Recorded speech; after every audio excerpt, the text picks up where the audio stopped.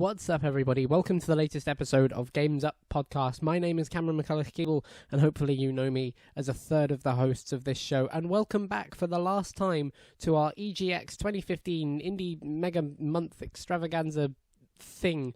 That's right, it's the very last week of October, which means it's the last week of our EGX Indie Mega Month. Sad face. But in fact, not sad face, because we have left some of the best games from EGX till last. This week, we are joined by Hexdragonal Games and Prologue Games to talk to us about Arclight Cascade and Knee Deep, respectively. So I will waste no time in letting you hear from them.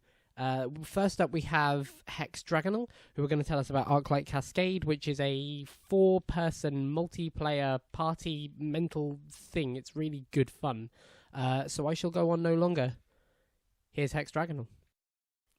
Hello, me again. I forgot to mention that this week we have video. In fact, we have twice as much video as we did last week. So if you're listening to us, firstly, thank you very much. We really appreciate it. But come and click on the YouTube tab, because whilst we're telling you about these video games and you're hearing from the developers, you can get a really cool look at what they look like and what they play like.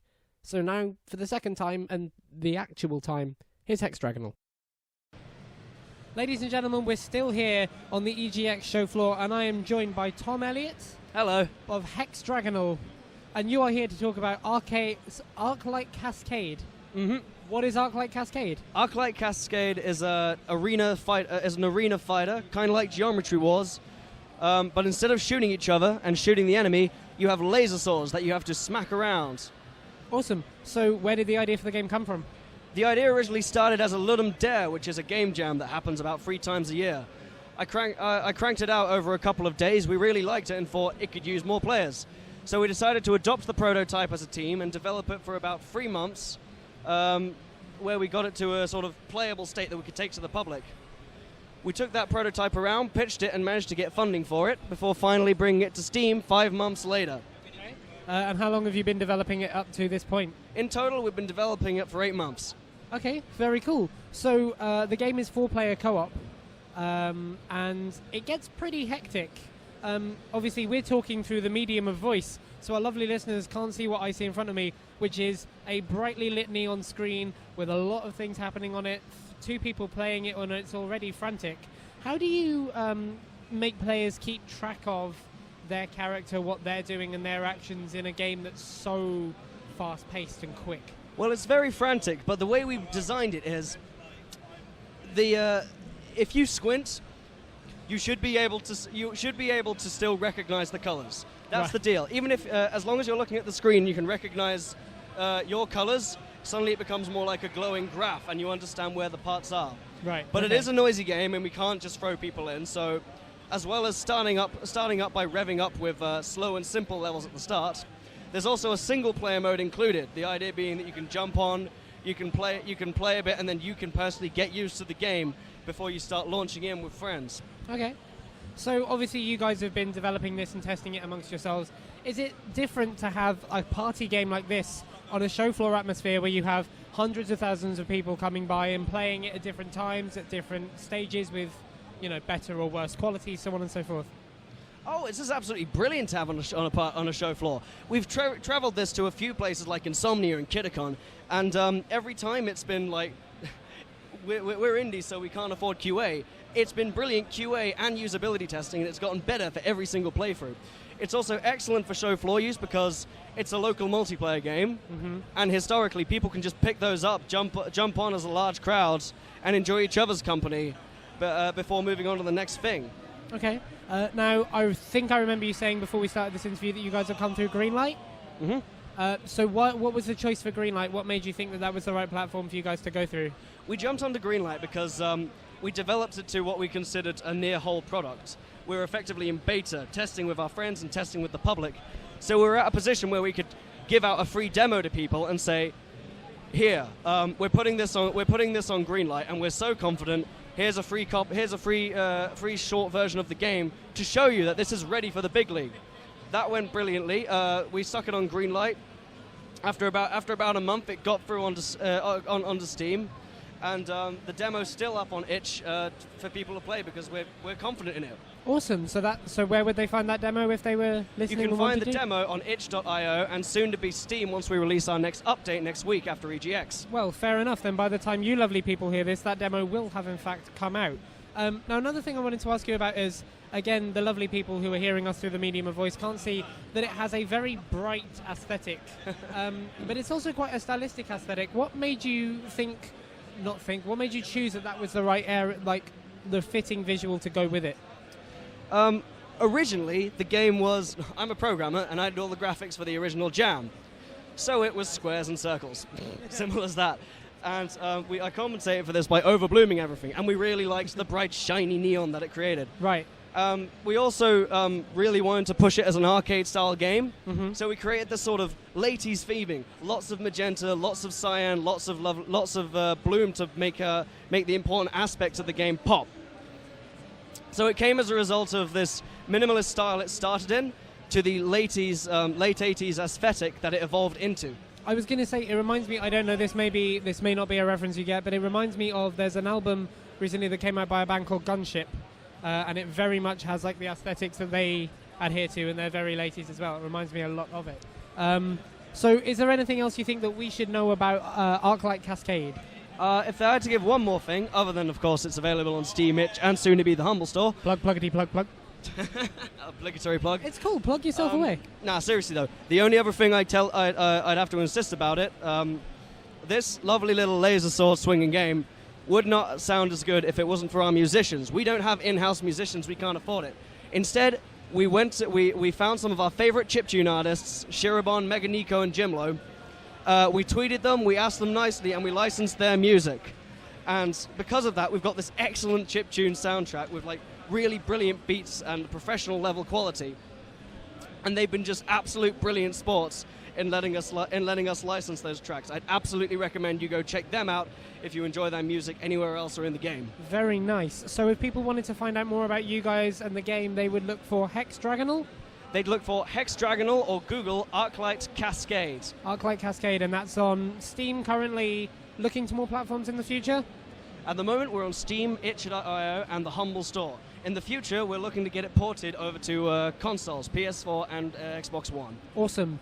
Thank you very much for joining us. That's really interesting, and the game is great fun. I'd recommend it. Oh, thanks for the chat. It was good fun. No worries. We hope you enjoyed EGX. Thank you very much, and see you then. So that, ladies and gentlemen, was Hexdragonal Games talking to us on the show floor of EGX about Arclight Cascade.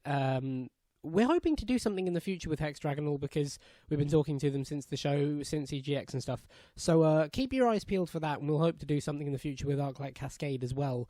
So keep your eyes peeled for that. They were some of the friendliest people that we got to meet on the show floor this year, and a very, very cool interview to do. But now we have to move to the final interview of our EGX 2015 Indie Mega Month Extravaganza thing, and I'm not going to miss saying that, I'll be honest. Up next, we have Prologue Games, who are going to tell us about Knee Deep. Now, Knee Deep is a really interesting concept for a game, a really interesting presentation of a game, and personally, this is just speaking on my behalf, it was my game of the show at EGX, so I've been really looking forward to getting this one out to you guys. Hope you enjoy it, and I will leave you to hear from Colin of Prologue Games. Ladies and gentlemen, we're still here on the EGX show floor. We're in fact here in the Indie Mega Booth, and I'm joined by Colin. Yep.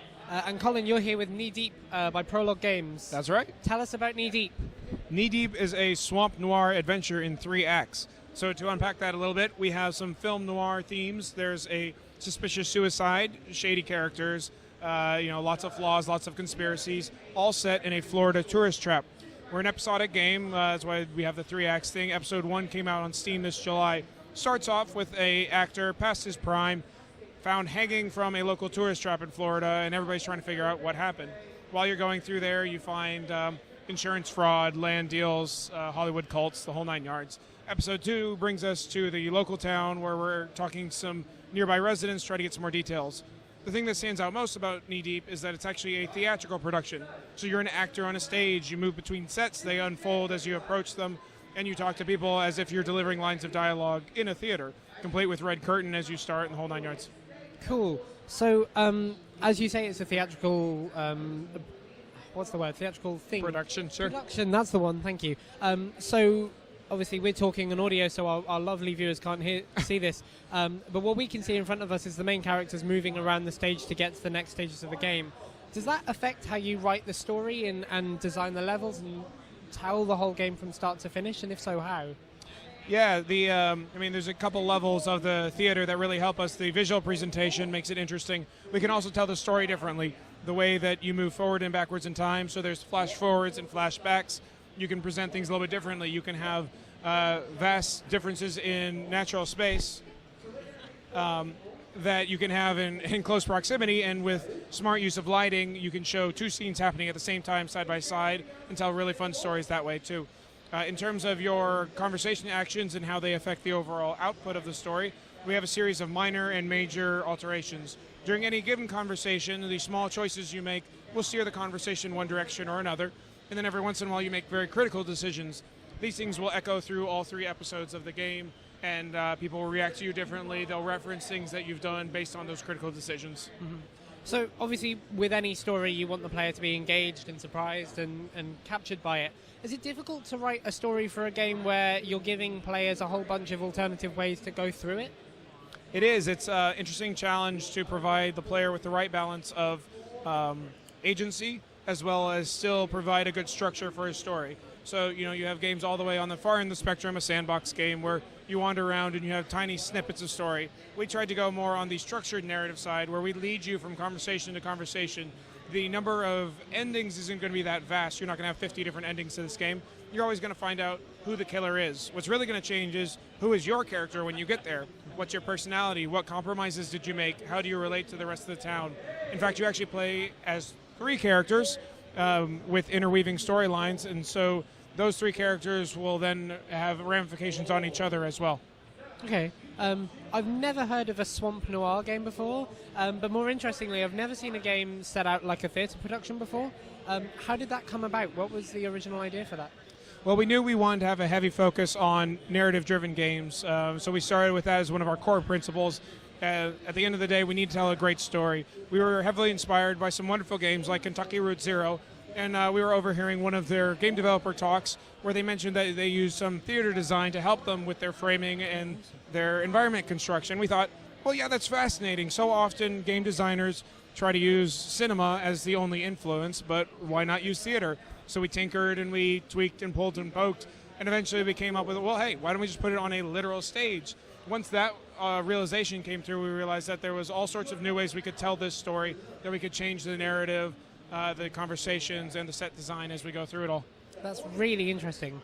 Do any of you have like a backing in theatre?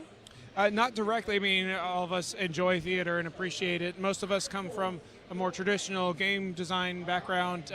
Our artists, our engineers. Our writer, though, he comes from a journalist background. So he was a editor at the St. Pete Times for a number of years, worked at a number of different newspapers, and happened to come into game development. But he also ran a long-standing Mush. It's kind of like Muds, if you're familiar with those games, called Other Space. It's been going for 16 years. So the idea of interactive narrative, of essentially live role-playing, creating a story that other people can run with is one of his specialties. So then he combines them in this game. In fact, 2 of your characters are journalists. And so one of the main mechanics is you're talking to people in town, you collect facts, and then you have to decide how do you report on them. Do you go the cautious spin, which won't offend anybody, but will also anger your editor, or do you go inflammatory, start making up tabloid things, but then you might alienate people in town? So all these kind of disciplines and backgrounds came together to help form the narrative here. Interesting. So can I ask what your role in the development of this game is? Sure. So I started the studio in the fall of 2013. Wes and I had been talking about game ideas for a while, but I took a few months to help tease out a little bit more of the script, find some concept art, and pitch to publishers and investors. We were able to find investment in the summer of 2014, and then I started hiring people up. I'm a programmer in my background, so I did some of the early programming before we handed it off to our full-time programmer. Now I just try to make sure the company doesn't fall apart as we keep going. Awesome. Where's Prologue Games based, if you don't mind me asking? We are based out of Durham, North Carolina. It's in the Research Triangle. Great little area of growing game development hub. It's got some big companies like Epic Games and Red Storm. Awesome. And then, some wonderful universities. You guys have come a long way for this. It has been a bit of a trip. We first came to Res back in March at the Tobacco fantastic. Docks. And then when we had the opportunity to be in the Indie Mega booth, we jumped at it. We loved the community out here, the journalists, the game developers. It was just an amazing show, and this is the biggest one we've been to by far. It's a great experience. Has it been a good EGX? Absolutely. We weren't sure how people would respond because a lot of the games around here are much more action-packed or, couch co-op, this kind of stuff. And an adventure game's a bit more slower paced. So we have 4 monitors set up, and it really gives people a chance to sit back, get into the game, play the demo for about 10 minutes or so, and really understand what the story is. The feedback has been overwhelmingly positive. We're always excited about our own game, but we weren't sure if other people would like it, and it's so encouraging to see the responses so far. Good. Is it interesting to stand in front of people and watch them play through the various different options and choices that they do? Indeed. You see a couple different ways people tend to play. As your characters, you have basic responses, and then certain characters will have like cynical responses every single time. They can be a cynical person or they can be a jerk. One of our characters, Romana, she can give quirky responses. So you'll see a person maybe plays it the way they naturally would. They want to be cautious and friendly and this kind of stuff. And some people just go completely out in left field and use this as an opportunity to let their alter ego out. So it's really fun to see how people approach these characters and whether they want to play consistency or just explore and have fun. Awesome. So that was Knee Deep by Prologue Games, and that's out in 3 episodes, and those releases are... Exactly. So the first episode's already on Steam. Okay. You can get that.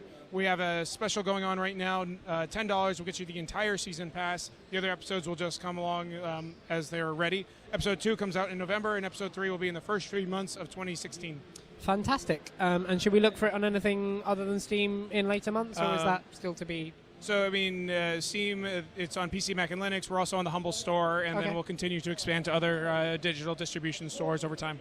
Fantastic. Okay, well, thank you very much for joining us. It's a really interesting game. Thank you. Check it out if you can, and thanks again. It's great.